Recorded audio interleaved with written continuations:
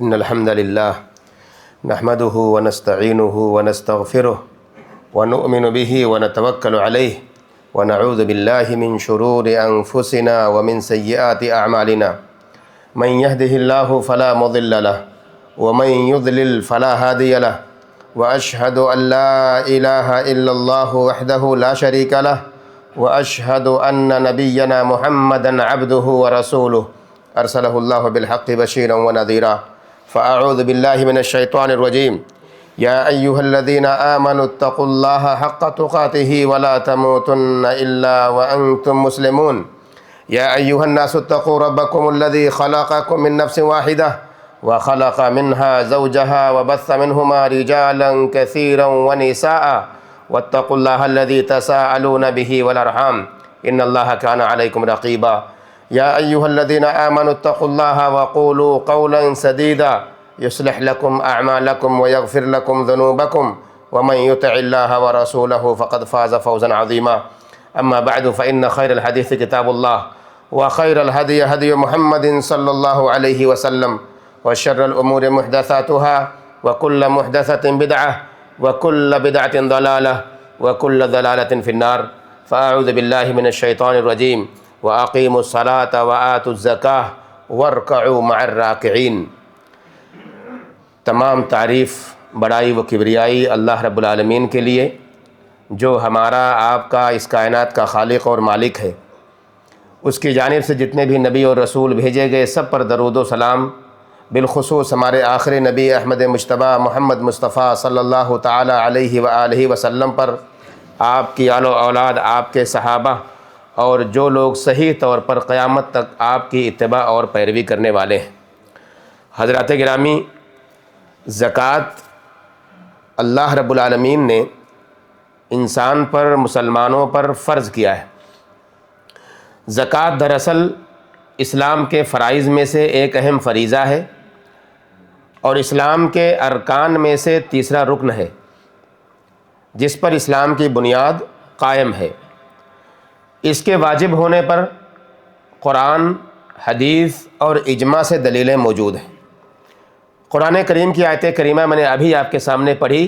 اللہ رب العالمین نے فرمایا وَأَقِيمُوا الصَّلَاةَ کہ اے لوگو نماز قائم کرو، وَآتُوا الزَّكَاةَ زکوٰۃ ادا کرو، وَارْكَعُوا مَعَ الرَّاكِعِينَ اور رکوع کرنے والوں کے ساتھ رکوع کیا کرو۔ تو اللہ رب العالمین نے نماز کے فوراً بعد یہ ذکر کیا کہ اے لوگو زکوٰۃ ادا کرو۔ یہ سب سے بڑی دلیل ہے کہ زکوٰۃ کو اللہ رب العالمین نے جس طرح نماز کو واجب کیا ہے ویسے ہی زکوٰۃ کو بھی واجب کیا ہے۔ اللہ کے نبی محمد الرسول اللہ صلی اللہ علیہ وسلم کی حدیث بڑی مشہور ہے، ہم سب کو یاد ہوگی، بنی الاسلام علی خمس، اسلام کی بنیاد 5 چیزوں پر قائم ہے۔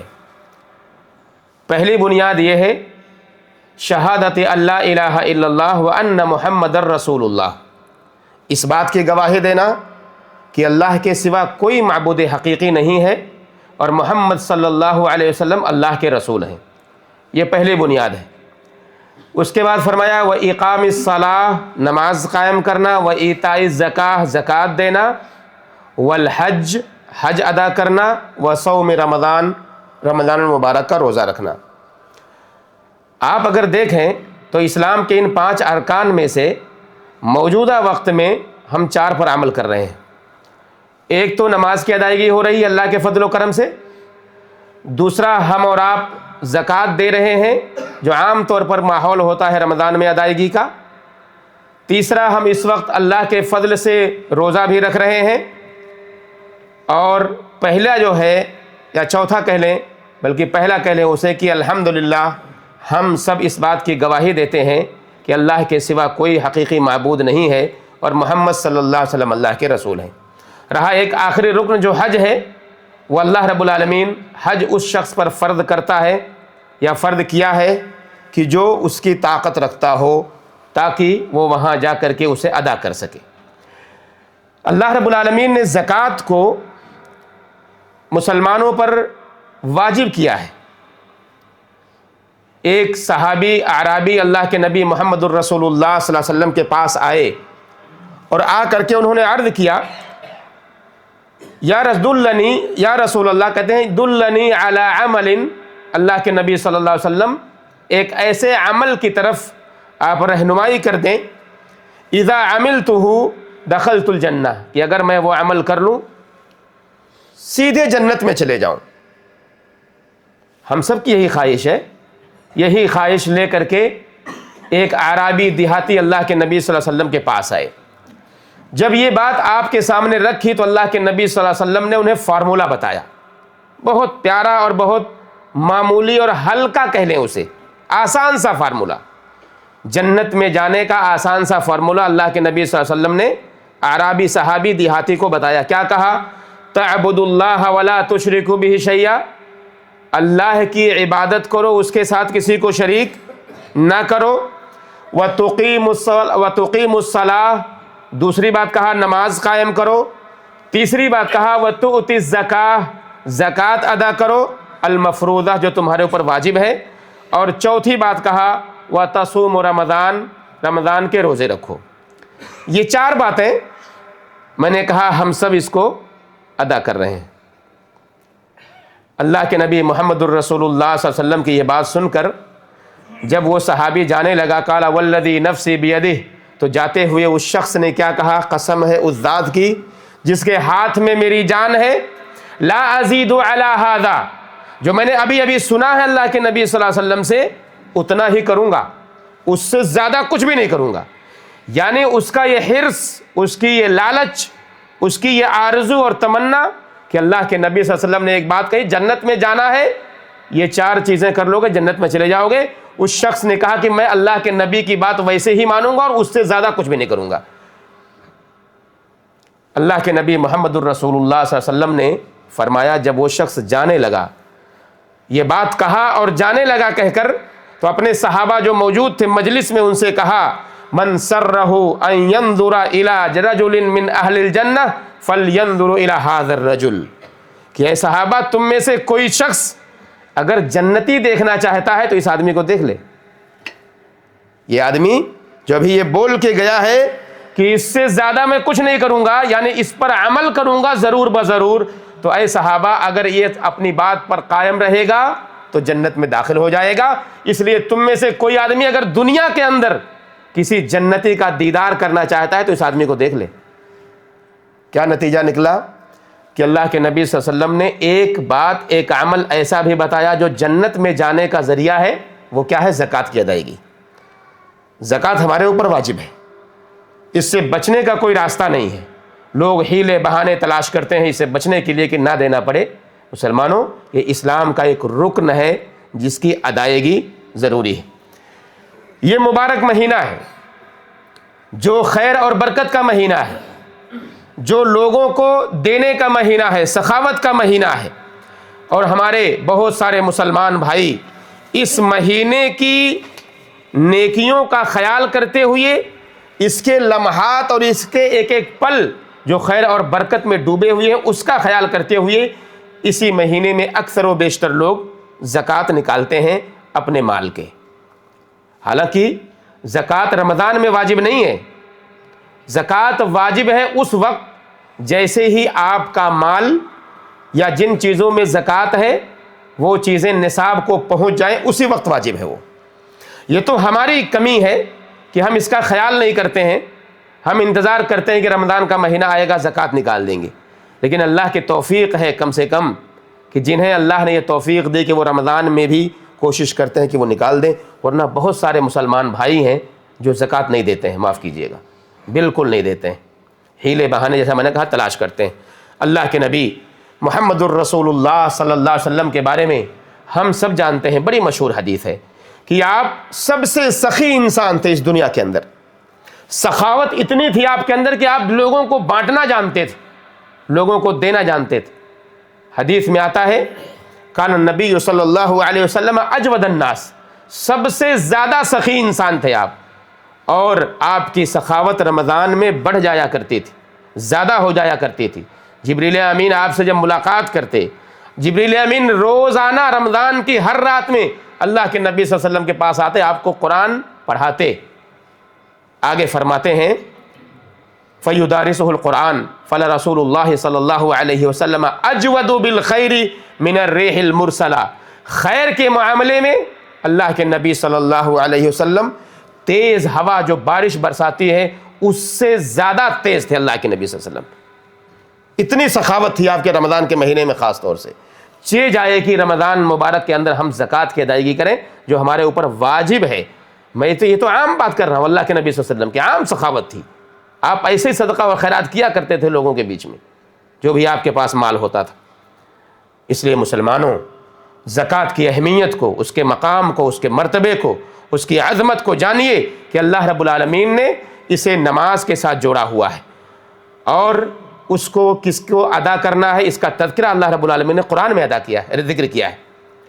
انما الصدقات للفقراء والمساکین، زکوٰۃ کس کے لیے ہے؟ فقیروں کے لیے ہے، مسکینوں کے لیے ہے.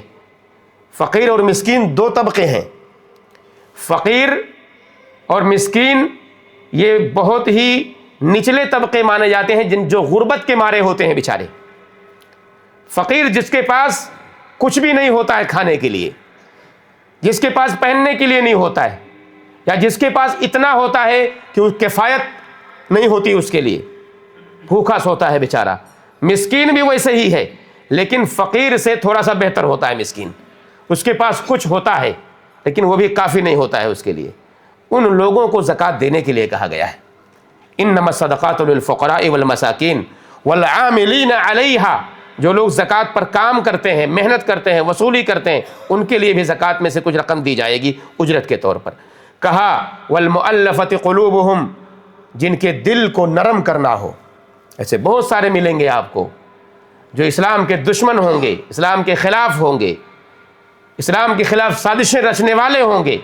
ایسے لوگوں کو، یا اسی طرح سے بہت سے لوگ ایسے ملیں گے جو اسلام سے قریب ہوں گے، اسلام کو پڑھنا چاہتے ہیں، اسلام کو جاننا چاہتے ہیں، غیر مسلم ہیں لیکن اسلام کے بارے میں جانکاری لینا چاہتے ہیں، اسلام سے قربت ہے، ان کو رغبت ہے اس کی طرف آنے کے لیے، سننے کے لیے. ایسے لوگوں کو زکوٰۃ کی رقم دی جا سکتی ہے. وجہ کیا ہے؟ تاکہ ان کے دل نرم ہو جائیں اسلام کے لیے، مسلمانوں کے لیے برا نہ سوچیں، غلط نہ سوچیں، اسلام میں داخل ہو جائیں. ان کو تالیف قلب کے لیے زکوٰۃ دی جا سکتی ہے. اسی طرح سے کہا وفی الرقاب، غلام آزاد کرنا ہے. غلام آزادی کا سلسلہ ابھی نہیں ہے غلامی کا، لیکن بہت سارے ہمارے مسلمان بھائی جیلوں میں قید ہیں، نہ کردہ گناہوں کی سزا جیلوں میں بھگت رہے ہیں.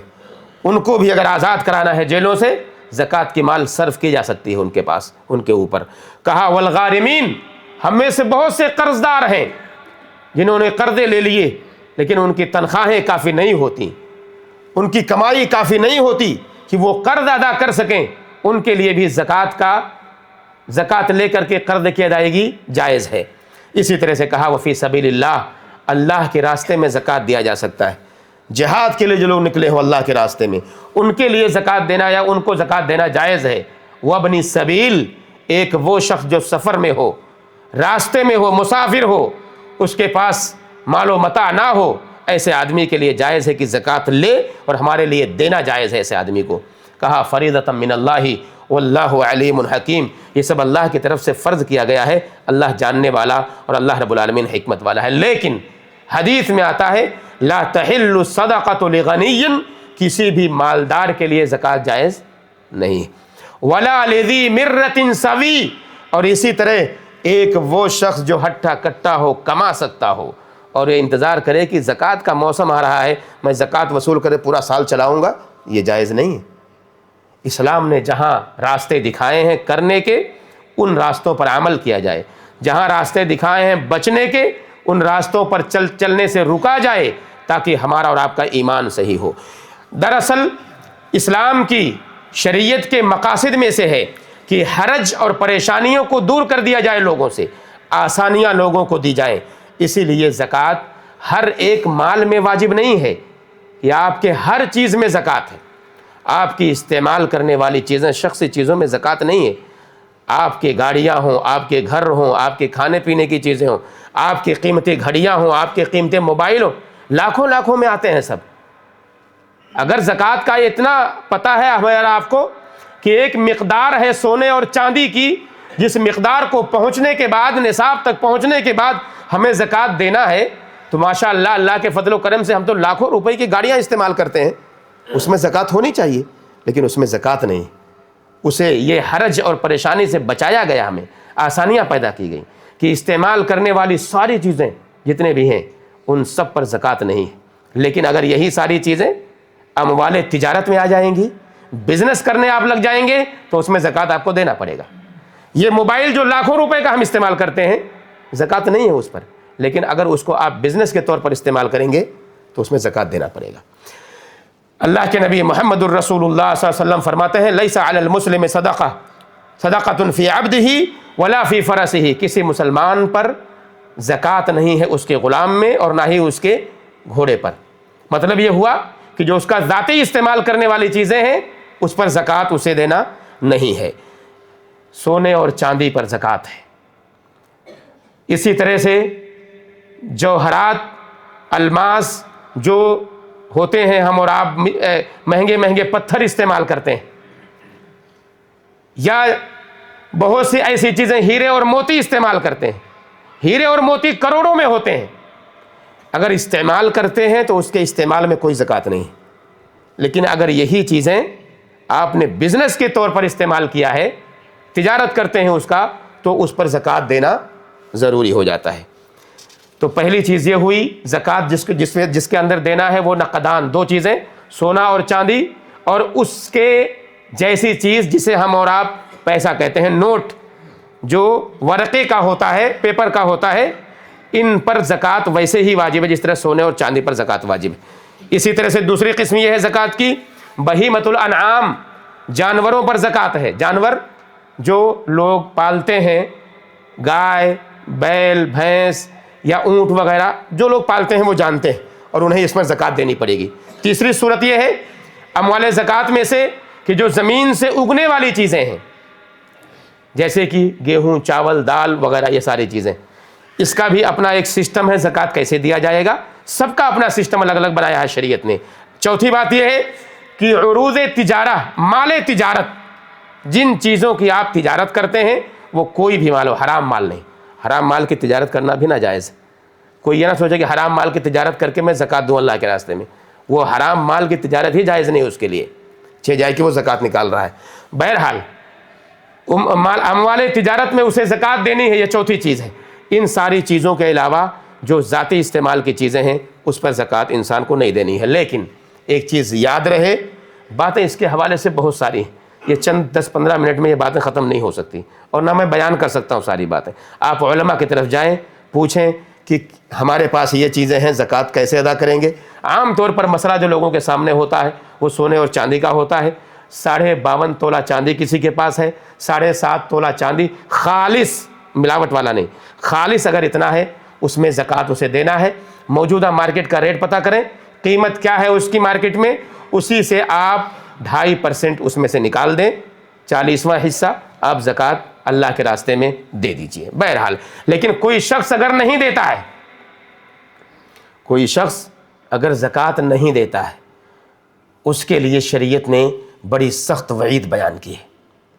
اللہ رب العالمین نے فرمایا والذین یکنزون الذہب والفضة ولا ينفقونها فی سبیل اللہ فبشرہم بعذاب علیم، جو لوگ سونے اور چاندی کو سیندھ کر رکھتے ہیں، اللہ کی راہ میں دیتے نہیں ہیں، انہیں عذاب علیم کی، دردناک سزا کی بشارت سنا دیجئے۔ دردناک سزا اللہ رب العالمین نے ایسے لوگوں کو لیے رکھا ہوا ہے۔ کہا یوم یحمى علیہا فی نار جہنم، جہنم میں ان کو جلایا جائے گا، اور اس سونے اور چاندی سے کہا فتکویٰ بہا جباہہم، ان کی پیشانی کو، ان کے پیٹھ کو، ان کے پہلوؤں کو داغا جائے گا، اور یہ کہا جائے گا ھذا ما کنزتم، تمہارا یہ جمع کردہ یہ مال ہے جو تم نے جمع کر کے رکھا تھا، آج تم اس کی سزا بھگت رہے ہو، لہذا تم اس کی سزا بھگتو آج۔ یہ سزا ہے ان لوگوں کی جو زکوٰۃ کے نصاب تک پہنچتے ہیں، ان کا مال، پیسہ ہو، پراپرٹی ہو، پراپرٹی سے مراد بزنس والی چیزیں اس کی جتنی بھی ہیں، چاہے اس کے مال تجارت ہو، چاہے اس کے عقارات ہوں، زمینیں ہوں جو تجارت کے لیے اس نے خرید کے رکھی ہوئی ہیں، اگر اس میں سے زکوٰۃ نہیں دیتا ہے تو اس کی سزا یہ ہوگی کہ اللہ رب العالمین ان کو جہنم میں ان چیزوں کے ذریعے ہی اس کو داغے گا۔ اس لیے مسلمانوں، اللہ رب العالمین نے جنہیں اس لائق بنایا ہے کہ وہ زکوٰۃ دیں، وہ لوگوں کا خیال کریں، غریبوں اور مسکینوں کا خیال کریں۔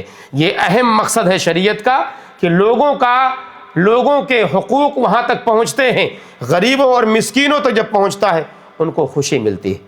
اور یہ اسلام کا ایک اہم فریضہ اس لیے ہے تاکہ مسلمان اس پر چل کے اپنی جنت کو پا سکے، جہنم سے دور ہو سکے۔ اسی طرح سے اس کے ذریعے سے آپس میں محبت پیدا ہوتی ہے، اس کے ذریعے سے آپس میں لطف اور کرم پیدا ہوتا ہے، اور ساتھ ہی ساتھ یہ زکوٰۃ مال کو پاک کرتا ہے، نفس کو پاک کرتا ہے، آپ کے مال میں بڑھوتری کرتا ہے، زیادتی کرتا ہے۔ اللہ کے نبی صلی اللہ علیہ وسلم کی حدیث آتی ہے کوئی بھی مال صدقہ کرنے سے، زکوٰۃ دینے سے کم نہیں ہوتا، بلکہ اللہ رب العالمین اس میں اضافہ کرتا ہے۔ اس لیے اللہ سے دعا کریں کہ اللہ رب العالمین ہم سارے مسلمانوں کو جنہیں زکوٰۃ کا مستحق تو نے بنایا ہے، زکوٰۃ دینے والا بنایا ہے، اے اللہ ہم سب کو زکوٰۃ کو وقت پر ادا کرنے کی توفیق دے۔ اے اللہ زکوٰۃ اپنے مال کے نکالنے کی توفیق دے، سونے اور چاندی میں زکوٰۃ نکالنے کی توفیق دے، جو مال تو نے ہمیں عطا کیا ان سب میں زکوٰۃ نکالنے کی توفیق دے۔ اے اللہ غریبوں اور مسکینوں کا خیال رکھنے کی توفیق دے، جو لوگ بیچارے پریشان حال ہیں ان کی پریشانی کو سمجھنے کی توفیق دے۔ اے اللہ سارے مسلمان دنیا میں جہاں بھی تکلیف میں ہیں ان تکلیف سے نجات دے دے۔ اے اللہ مسلمانوں کی حفاظت فرما، ہم سارے لوگوں کی حفاظت فرما، ہمارے ایمان کی حفاظت فرما، ہمارے دین کی حفاظت فرما، ہم سب کو کثرت سے نیک عمل کرنے کی توفیق دے۔ اس رمضان المبارک کے مہینے میں اللہ دعا کرنے کی توفیق دے، قرآن کی تلاوت کی توفیق دے، اپنے گناہوں کی بخشش کی توفیق دے، نیکی اور خیرات کرنے کی توفیق دے، صدقہ کرنے کی توفیق دے، زکوٰۃ نکالنے کی توفیق دے، اپنے رشتہ داروں سے الفت اور محبت کو بڑھانے کی توفیق دے، اپنے گھر والوں کو عزت کی نگاہ سے دیکھنے کی توفیق دے، سارے مسلمانوں کو ایک دوسرے کا بھائی بھائی بنا دے، جب تک زندہ رکھ اسلام پر، خاتمہ ہو تو ایمان پر ہو۔ آمین یا رب العالمین۔ وصلی اللہ وسلم علی نبینا محمد وعلی آلہ وصحبہ اجمعین۔